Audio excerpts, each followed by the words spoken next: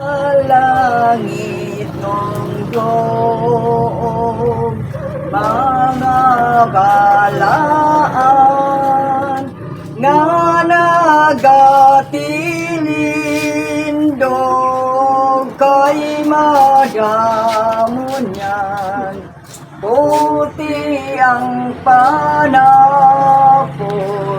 sa dugo hugas, nagahari sila upod kay Jesus, gikan sa kangit-ngit kagkamatayon, nyan ginbanhaw sila sa sugong Diyos nun.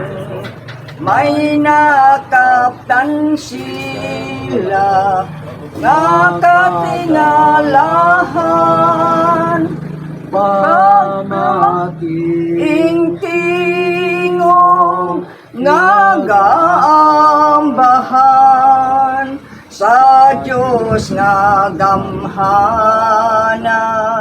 yara sa trono, kag sa ubihan niya pagdayaw lamang, kalwasan sa iya kating